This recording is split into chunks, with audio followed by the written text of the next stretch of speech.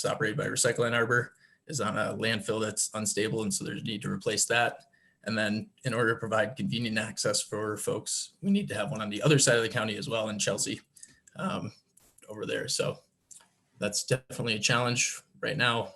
There's not a lot of places to take it, and it's only open 3 days a week. Additionally, education, it's underfunded. The recommendation from the EPA, if I remember right, is to spend about $1.50, $2 per household per year. That's typically a low priority for municipalities. So that hasn't been done, which is why we end up with a lot of contamination within our recycling stream. And then next, one of our last challenges is funding. We do have a limited time frame with our host agreement for with Arbor Hills. And so we've got 9 to 11 years of capacity left with the landfill. And at that point, we won't have a funding stream. So one of the challenges that we have is figuring out how we're going to replace that funding stream before it dries up. And then a last challenge that I don't have on here is we do have a limited amount of staff hours. We run a large number of programs, and so it's a challenge to make sure that we're operating our events in a safe and effective manner. And one of the ways that we fill that is by leveraging resources. And the first way is through volunteers. So as we do have that limited funding source, we are able to support our programs like our household hazardous waste on Saturdays. We collect paint and other things at our home toxic facility. And we do require and get a lot of volunteers, so that's been really helpful. Additionally, we are able to leverage other resources through sponsorships. So we have $100,000 each year that we've just started this year operating under or giving out, and we match 50-50 in order to advance projects that advance the solid waste plan. So that one of the things that we're looking at is funding WWRA. They've got a automated sorter that will separate 4 or 5 different materials, and that helps with their labor costs and their labor shortages. Additionally, we have the Plan Implementation Advisory Committee. So that's a group of roughly 10 people, public, municipalities, nonprofits, industry, haulers, workers, all working to advance the goals of the solid waste plan. And lastly, WRMA, the Washtenaw Regional Resource Management Authority, 7-member municipalities, all working together to address common problems that they're seeing. And I think this is probably the most important thing that we initiative that has come out of our office recently. It's got a population of about 150,000 people, and they'll be able to address the issues that emerge in the future, at which point we may not have as large of a funding stream or a different funding stream. I think this group is really the group that over time is going to be able to address those challenges in the future. So with that, I will open it up for questions.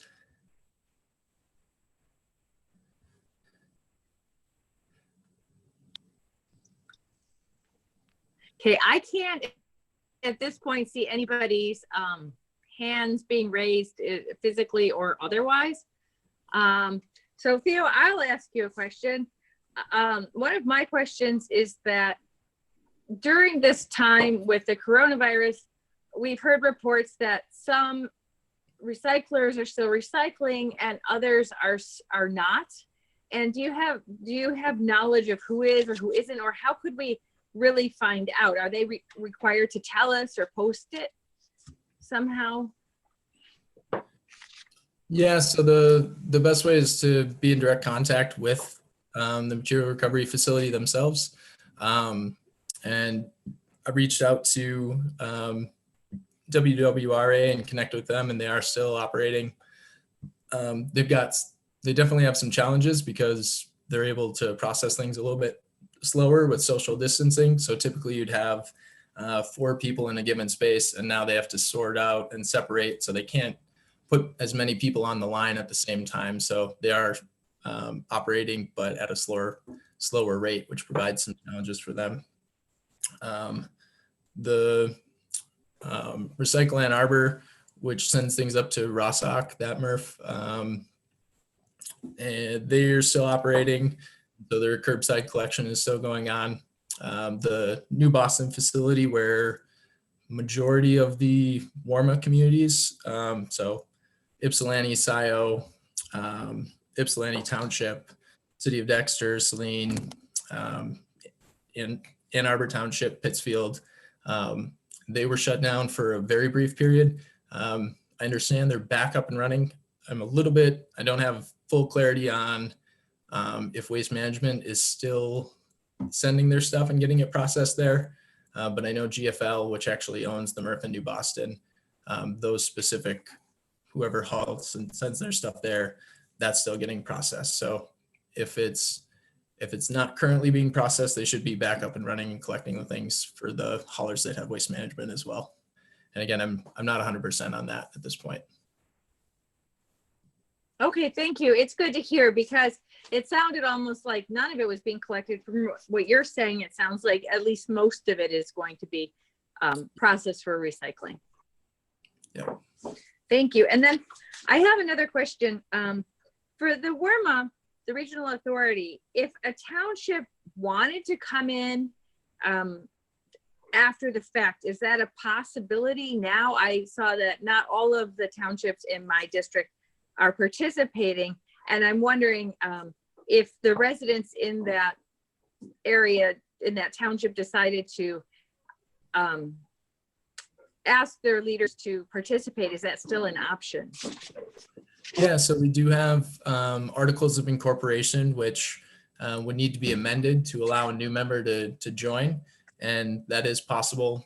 The process is stated in the articles, and so the way to do that would be to have communicate with through me to township members who are interested, and we can work with WARMA. They appear to a couple meetings and see if it's something that they're interested in, and then we'd have to amend the articles, and every municipality that's in WARMA would have to approve that resolution allowing them to enter. So it'd have to go to all the municipal either board of trustees or city councils. Okay, thank you. And are there questions by the commissioners? I'm looking to see if anyone's raising their hand. So I see Jason Matieski and Felicia Brabeck. Yes, I just see them now too. Jason Matieski, I saw you first. And so Felicia Brabeck, it will be your turn next. Thanks. Thank you, Madam Chair. Theo, thank you for the presentation very much. Yeah, I was on the WWRA board for a decade before joining the county commission, and saw the market, the recyclables market, plummet really during that time. Could you maybe characterize where it's at now in terms of plastic prices, what commodities are really valuable, and what's hurting the market at this point? Yeah, I don't have that right off the top of my head. The one figure that I do remember, because it was the highest of all of them, was this past month compared to, I think, 3 months prior, OCC, or old corrugated cardboard, was up 51% for Sacra, which is MRF in Southern Oakland County. So cardboard was really the thing that I saw that stood out, but other commodities were also had increased. I can certainly follow up with you with some of the other numbers that I can't remember off the top of my head there. Thank you. And WERMA, could you talk about what stage they're at right now in terms of their development? Are they looking at a MRF? Are they looking to use existing MRFs, build their own? Yeah, I agree with you that really is going to be a driver of the future of recycling in our county. Wish other municipalities would get on board with it, quite frankly, but much credit should go to you and Evan for pushing that along over the last several years. But if you could talk a little bit about maybe what they're working on right now. Yeah, sure. So we just officially formed September, I think, 23rd of last year. So the first few months was getting our feet under us, getting bylaws, those type of things that you go through in a formation stage. as far as MRF, because Ann Arbor and Recycle Ann Arbor in negotiations right now, that's something that WORMA is definitely interested in collaborating with as far as sending their materials there. And so we'd wait for Ann Arbor to build a MRF or to join WORMA, and then have a proposal between those two entities, either as a member of WORMA, if the city of Ann Arbor becomes one. That is one route that we can go, or we can contract, WORMA can contract with the city to send materials there to that MRF. So those are two different options. So we'd wait for a proposal from the city of Ann Arbor if they're not a member of WORMA at that point. But one thing that WORMA, I refer to we as WORMA. So at this point, sorry, because we do have a contract with them. So I do act on their behalf to coordinate a number of things. So we applied for a grant for Eagle and the recycling partnership. And the goal of that is to reduce contamination for member communities. And so we were awarded that grant, bringing in about $120,000. And they've had a large success, the recycling partnership, with decontaminating the stream. Anywhere from, if you do it one way, where you're not willing to kind of go forward and be aggressive with it, reducing contamination by 20%. And if you're really about it in a more aggressive way, you can get up to 40% reduction in contamination through this program. So that's going to be a big undertaking. And we're excited about that to bring some additional dollars in that really clean up the stream, which should increase the value of the commodities, as well as educate the population, which is something that's really the primary goal. So WORMA's primary goal during this first couple of years is really to increase the quantity and quality of the stream. And this is that second component of increasing the quality of the stream, so that when we do have some kind of collective agreement, that, as our legal likes to say, we've got a plum, that we've got some valuable commodities that we can sell into the marketplace. And so that'll be a big benefit on the other side of it. I think additionally, it's strategic because it provides communities with a win. I know that some communities were maybe a little bit hesitant to join WORMA, and something like this that says, hey, look, we joined this, it was a relatively inexpensive endeavor, and then we brought in additional dollars and we've got something to show for it. So this was a good decision, which should help with the legislative bodies of each municipality. Thank you. Yeah, I would encourage all of my colleagues to reach out to your municipalities that are not members of WORMA or the WWRA and encourage them to join. I think there's so many benefits to having these two regional organizations, and even just the ability to commonly educate about what to recycle and what not to recycle would be a great benefit if we could have the same standard countywide. So again, thank you and Evan for your efforts on this over the years. And Madam Chair, thank you for the time. You're welcome. Commissioner Brayback? Thank you, Chair. I appreciate it. Thank you, Theo. Thank you, Evan. My question is about Arbor Hills, and just wanting to know, I know, a couple of years ago, maybe a year and a half ago, maybe longer, we were hearing a lot from residents about Arbor Hills. And so there were issues there. And I also know that there were issues in terms of contracts with one of our local unions, the operating engineers, as well. And so I guess I'm wondering about those two issues, big picture with Arbor Hills, and how we're doing with the contract with them. Yeah, good. So that's a big question. So thank you. There's a lot there. So yeah, things have I'd maybe say continued to diminish as far as the relationship between Arbor Hills and their neighbors. Eagle has issued a number of violations to Arbor Hills because of odors or multiple issues. I guess I'll sum it up saying it that way. And so that has proceeded to through legal action. Eagle has been working with the Attorney General looking to take that system through the courts. There is, as you may know, advanced disposal is being bought out by Waste Management. And so it's not sure at this point because that process is tied up in DOJ with antitrust issues. And so it's expected that that merger should take place sometime between Q1 and Q2. So we're in that phase where our Waste Management is buying out advanced disposal. And so the landfill would be potentially under new management, or I guess definitely under new management. Whether it's Waste Management or someone else is yet to be seen. And so we're unsure if any sort of legal action at this time, or once they're bought out, if that would reset, giving the new landfill owner a chance to rectify things, or if that would proceed. So does that answer your question, or are there more? Did I miss anything? That's helpful. I was also just wondering about, this is probably about 3 years ago. There were issues with some of our workers and the operating engineers, and just wondering like if you knew about the status update on that, if things are resolved or if we're continuing to have issues. I'm not familiar with that issue. I can't speak to it. I can look into it more. Thanks. Thank you, Theo. I appreciate it. Thanks, Chair. You're welcome. You're welcome. Any other commissioners have questions?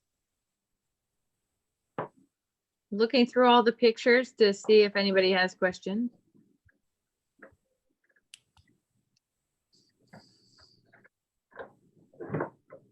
Well, thank you. I want to say thanks for inviting me to speak about solid waste. I think it's great to be in a county where what we do is supported. So I appreciate it. Thank you. Thank you for presenting to us tonight. We appreciate you and all the work that you do. And I hope you have a good evening. Thank you. You too.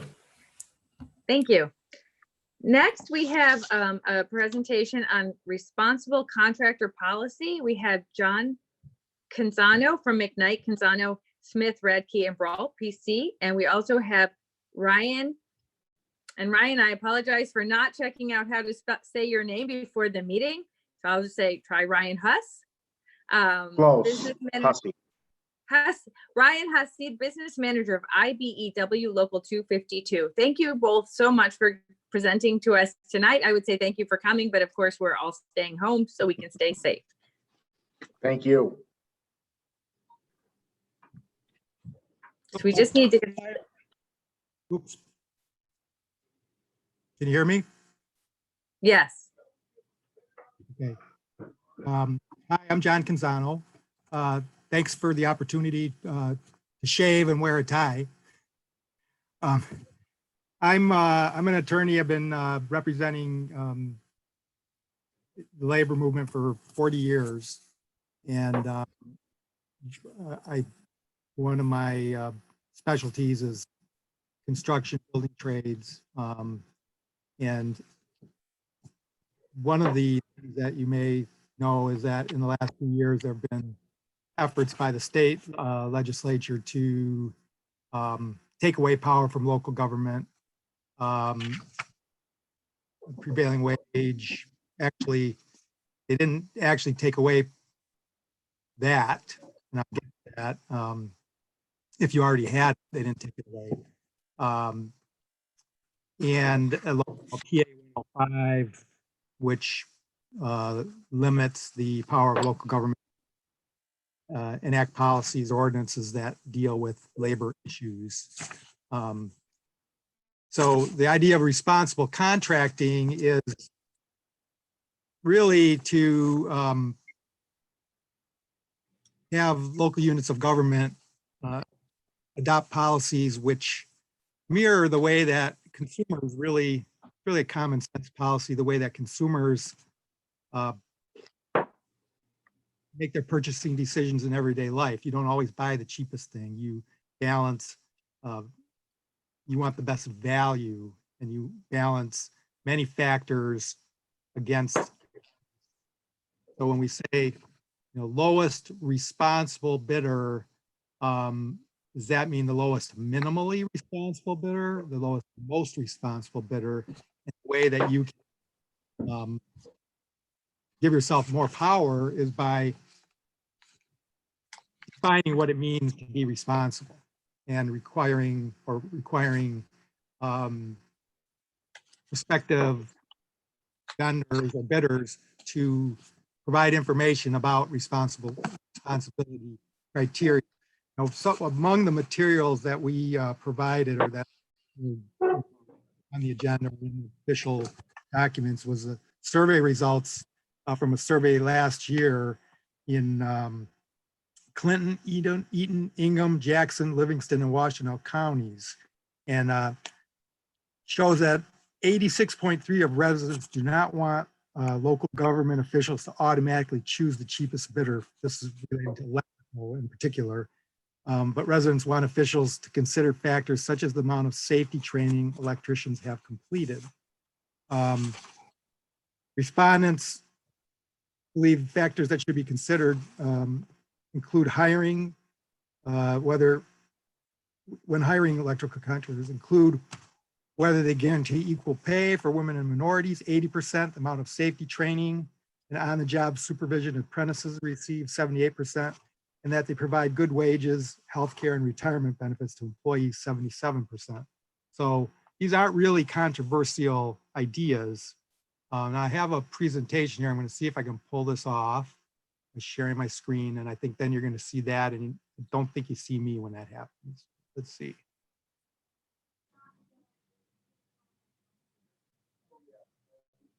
Okay. So what is a responsible contractor policy? It's a method for awarding contracts based on best value. Under policies, the bidders submit information on various responsibility criteria.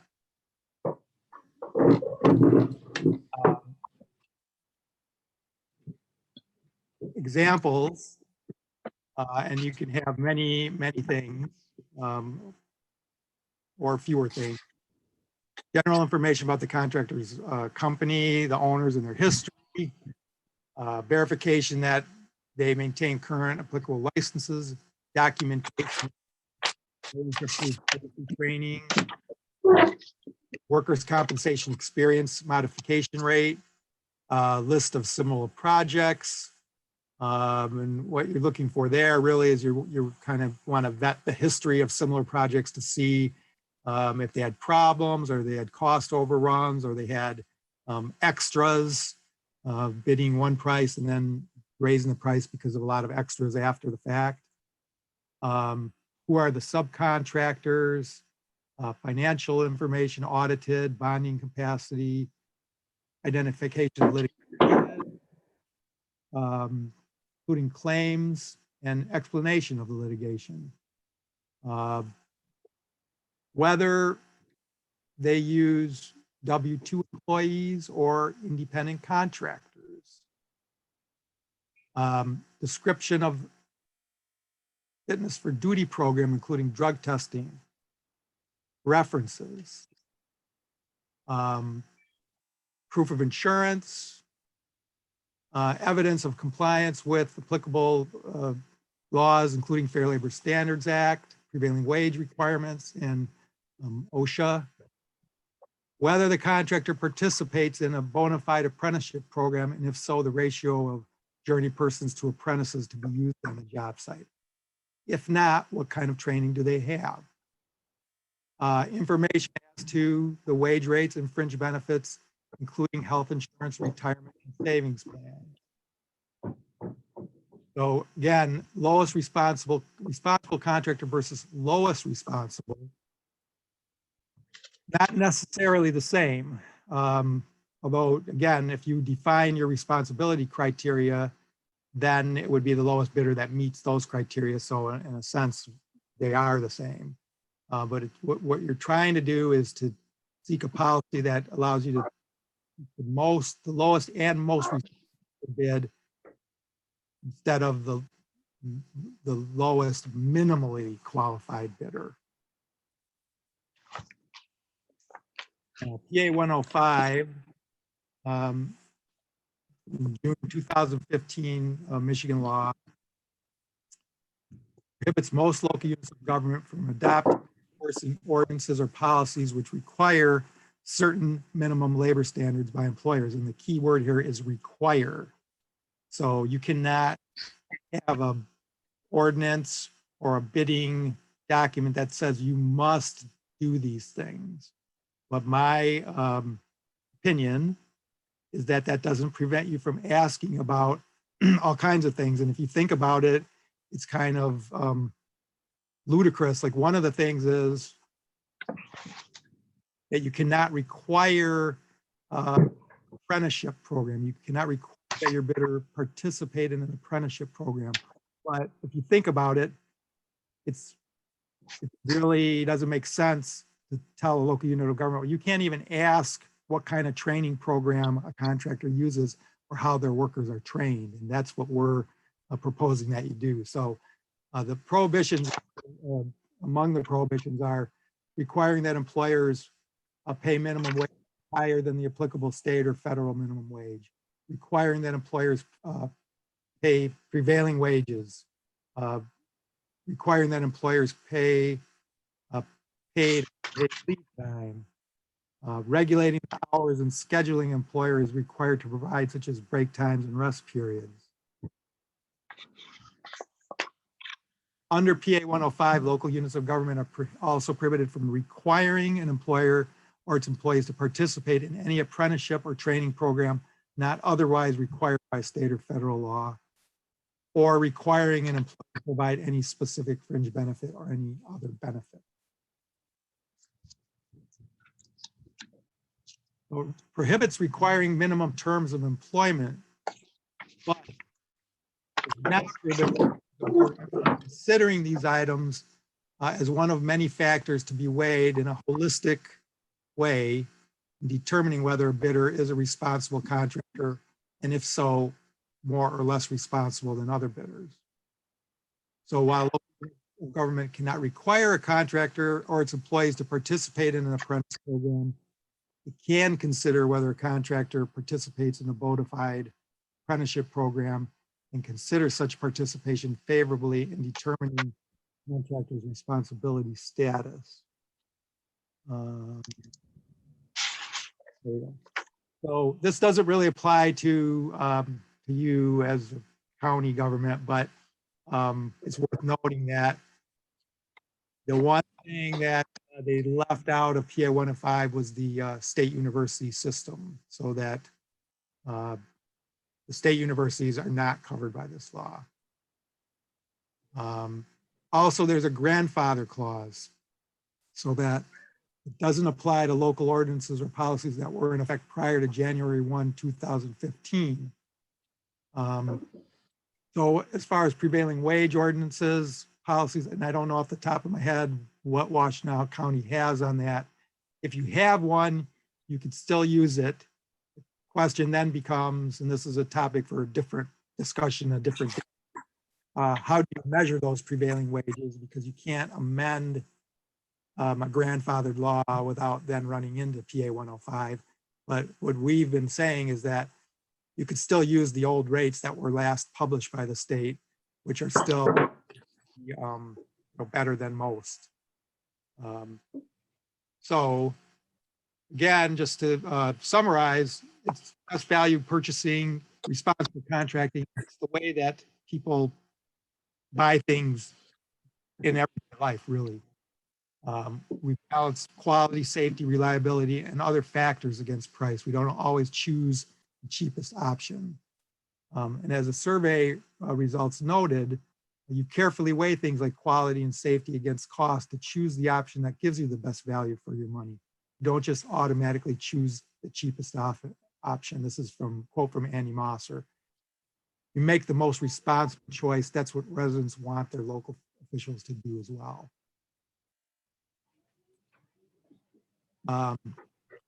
So that is that's what responsible contracting is about. Now, there are different versions of responsible contracting policies and ordinances that are out there. Different communities have them, school districts have them. I think we hope to provide somehow to the county or this working group, just a working document or a draft of such a policy in the near future, but we didn't put that out there tonight. But there are these, there are guidelines for you to follow if you're interested in doing this. And we would really urge you to do this because it's important for the safety and of your residents, really. So I don't know.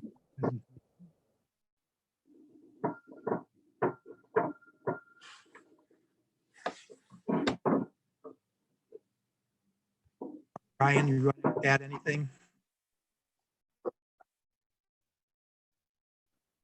No, I'll be happy to try to answer any questions, but John, you covered it very well. Thank you.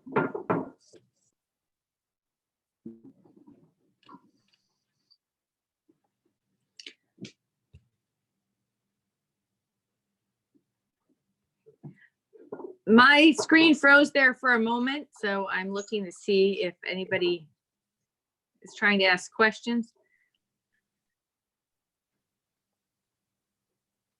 Yes, you have Katie Scott.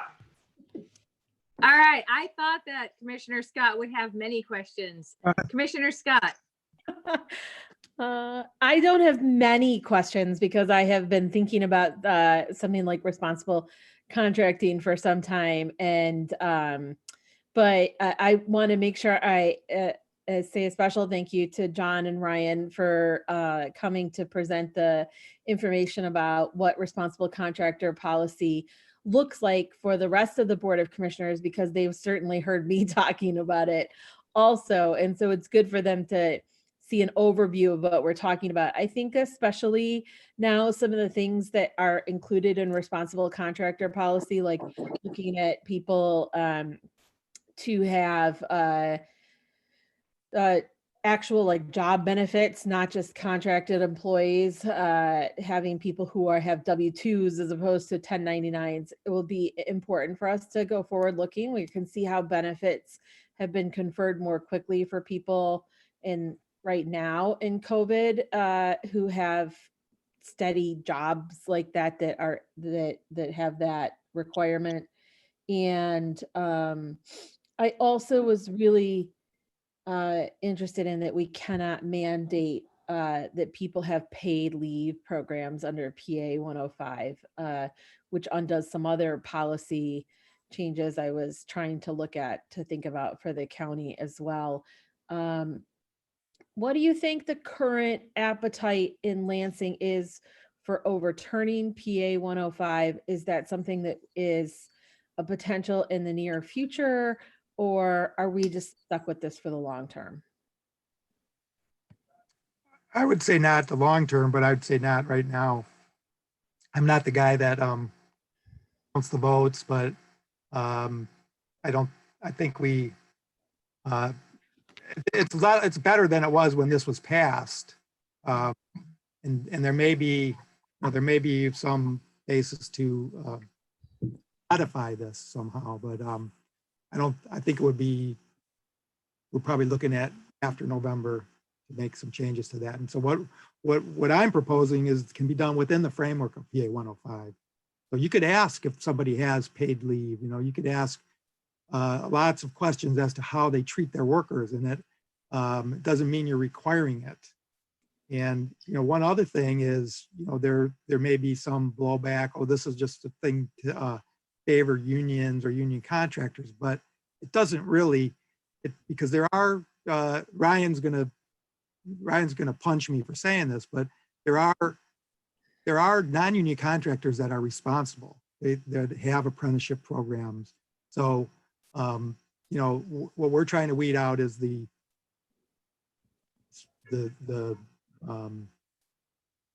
really the irresponsible contractors. Sure, like the people who are thinking about using employees rather than thinking about how we really protect workers the best way. I think that's the way I think about it. So with PA 105, you can't require these things. Can we wait a bid with those things in them since that, and not say it's a requirement, but can we create a weighted bid that gives you extra points, say, for having something like a bona fide apprenticeship, or for having making sure that, say, you have that, what's the word I'm looking for? The payroll, what's the word? Anybody can help me here. The payroll that's, that, so I could see the payroll to understand that women and minorities are paid this. Certified payroll. Certified, thank you. Geez, such an easy word. What's wrong with me? Age. And but is there, can you weight a bid so people get more points for having a certified payroll or bona fide apprenticeships or paid leave? Or does that go against what PA 105? I think you Would could be do a that. challenge for doing that. I think you could do that. That's one way. I have seen policies that have the weighting factors in it. That gets kind of complicated and maybe too precise. But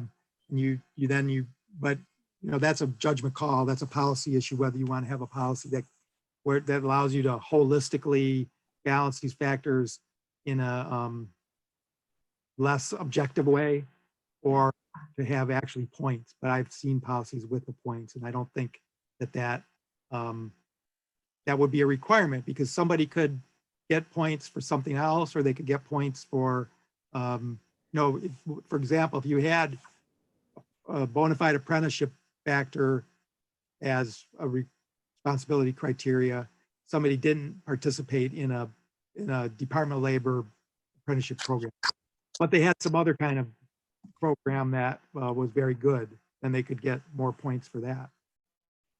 Okay. It will be really helpful after this is done if we could see some examples of how this has been enacted other places, policy that other government municipalities have enacted with responsible contracting.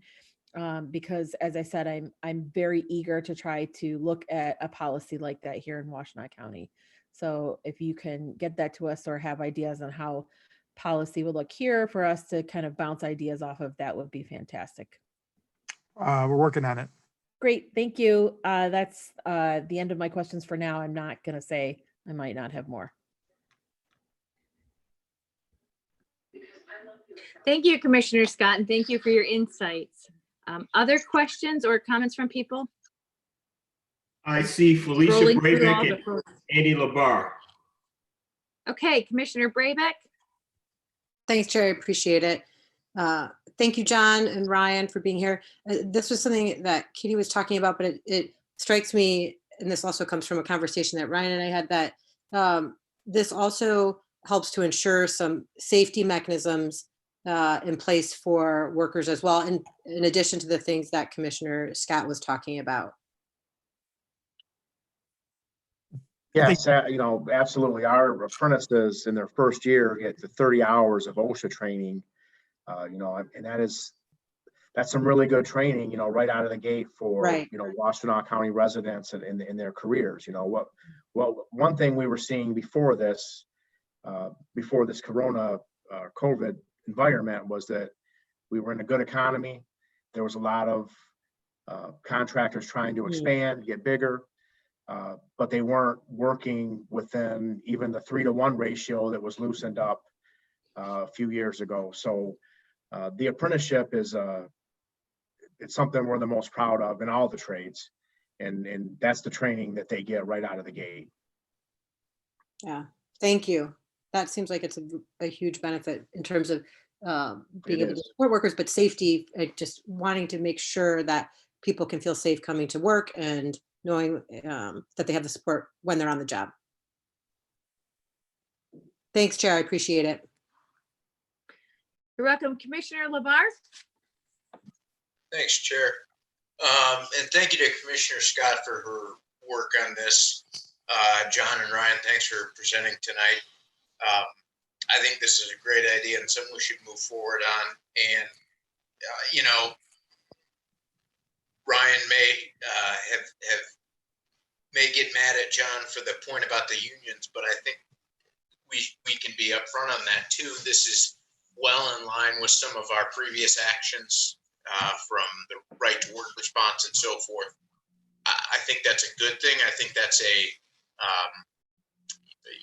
bit of its own economic development to be embraced. So, thanks for coming tonight, and I hope we can take action on this soon. Thanks, Chair. Any other questions? I'm sorry. Oh, I'm sorry. The screen froze. I apologize. You're about to answer. I was just going to say that I would never get mad at John about that. I mean, he is absolutely right. There are good non-union contractors, and this is something that they should want too, really. If they're treating their employees fair and everything's above the board, then this should be something that is a benefit to them too. I mean, this isn't a union and non-union issue. This is a issue that responsible contractors should embrace. And I think that they would, union or non-union.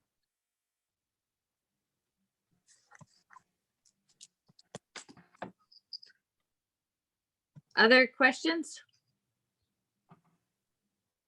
Commissioner Morgan.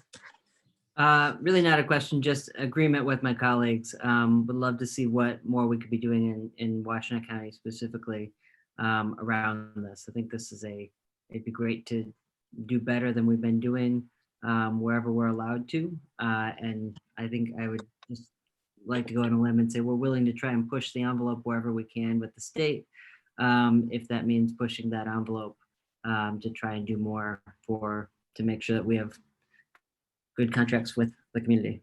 Thank you, Chair. Any other questions?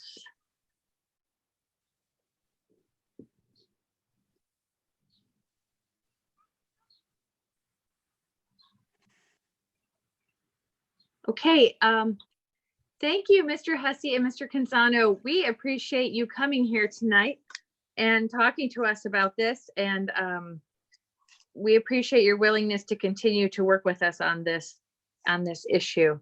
So our next item is items for current or future discussion. Thank you.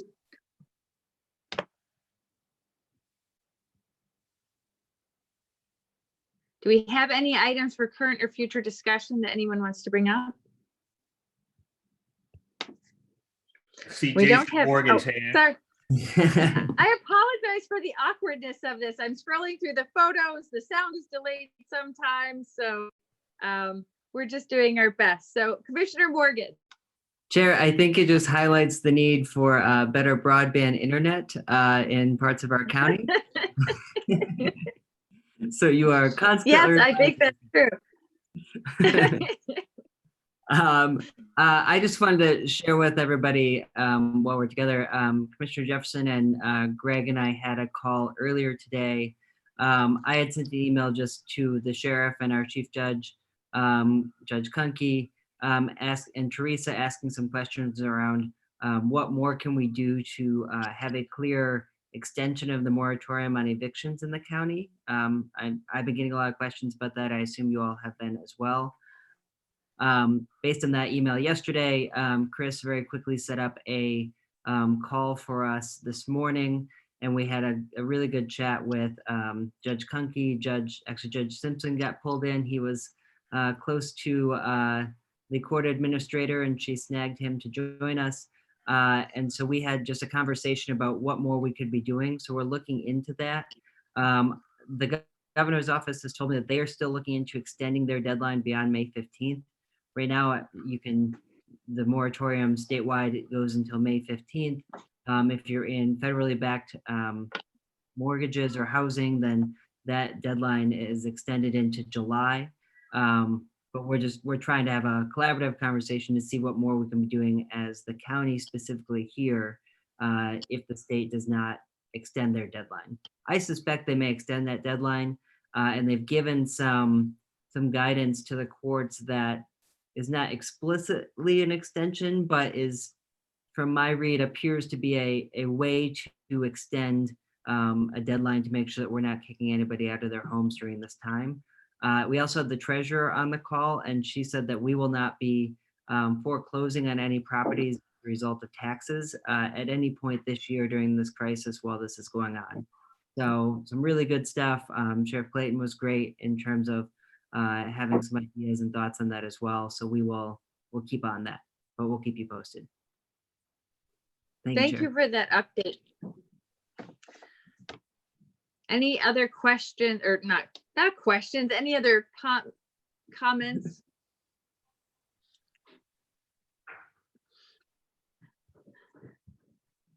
All right, then I think we don't have anything pending, so I'd be looking for a motion to adjourn. So moved. Support. All those in favor? Aye. Aye. Aye. Bye, everybody. Right, that sounds like the Thank you, motion. Ryan. Good night. Yes, Have a good thank evening, you, everyone. everybody. Guys, Buddy. Theo, I think, John. but thank you very much, guys. Good Thank- night. Thanks. Aye. Night.